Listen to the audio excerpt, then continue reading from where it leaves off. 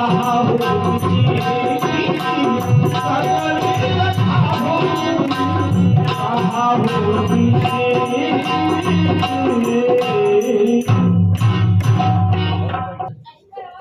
नाथ, कहो राम जी।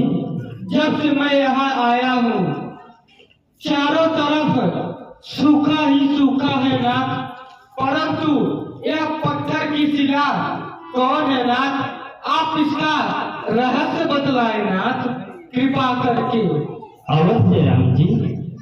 हे राम जी, कहे नाथ। यह वो आश्रम है, यह महर्षि गौतम का है, यह श्रापित है।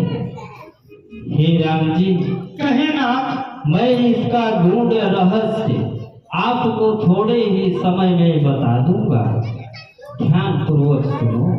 अवश्य नाथ। और हे राम जी, यह जो पत्थर की शिला देख रहे हो, यह कोई साधारण पत्थर की शिला नहीं है, यह गौतम की नारी अहिल्या है।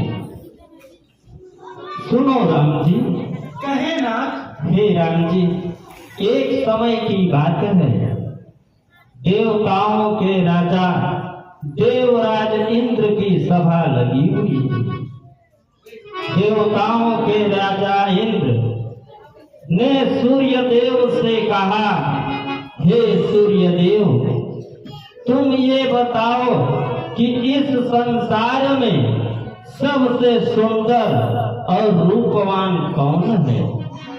तो हे राम जी, कहे नाथ। सूर्य देव ने कहा, हे इंद्रदेव, मेरा तेज इतना है कि इस संसार में जितनी नारियां हमारे तेज का सहन नहीं कर सकती, इसलिए हमें यह नहीं ज्ञात है कि इस संसार में सबसे सुंदर और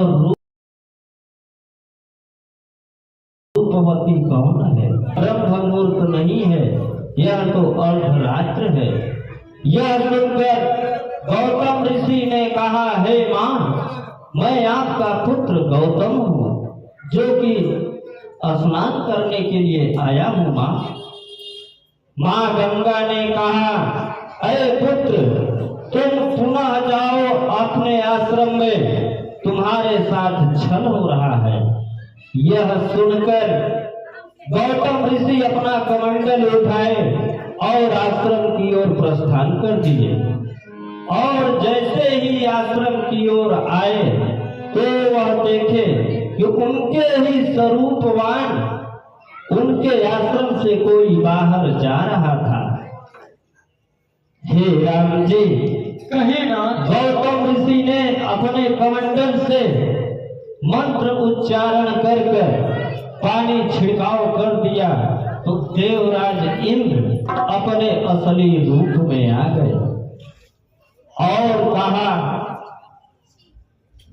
ऋषि ने कहा, अरे देवराज इंद्र, हम तुमको श्राप देते हैं कि तुमने हमारे कुल और कुल में कलंक को लगाया है, जिसके लिए तुम यहाँ आए हो। जाओ, हम तुमको श्राप देते हैं कि तुम्हारे शरीर में सहस्त्र छिद्र हो जाए।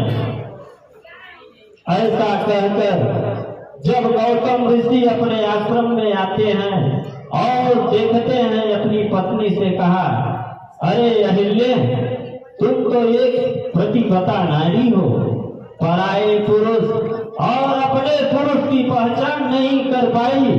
जाओ, हम तुमको श्राप देते हैं कि तुम एक सुंदर सी पत्थर की शिला हो जाओ। यह कहकर गौतम ऋषि अपने तपोबल में पूर्ण हो गए। तो यह गौतम ऋषि की नारी अहिल्या है। हे राम जी, यह तुम्हारे चरण की धूल चाहती है, जिससे कि इसका उद्धार हो जाए। जाओ, तुम इसके सिर पर अपना चरण रख दो, जिससे कि यह श्राप से मुक्त हो जाए। आप यदि इसके सिर पर अपना चरण धूलि प्रदान करेंगे तो यह पाप नहीं होगा, इसका श्राप मुक्त होगा, यह पुण्य होगा। हम तुम्हारे गुरु हैं, तुम जाओ। मैं तुम्हें आदेश देता हूँ कि तुम इसके सिर पर अपनी चरण धूलि प्रदान करो, इसमें कोई पाप नहीं है। अवश्य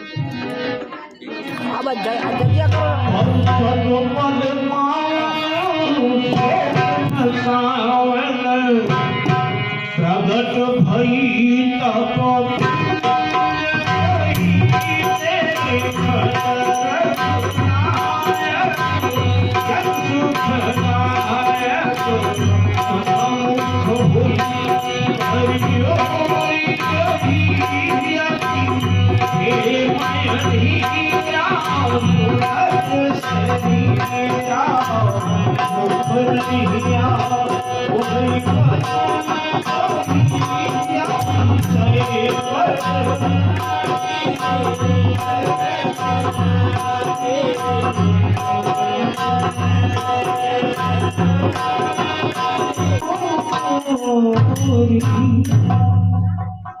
हे नाथ, मैं बहुत वर्षों से अपने पति के दिए हुए श्राप से एक पत्थर की शिला हो गई थी।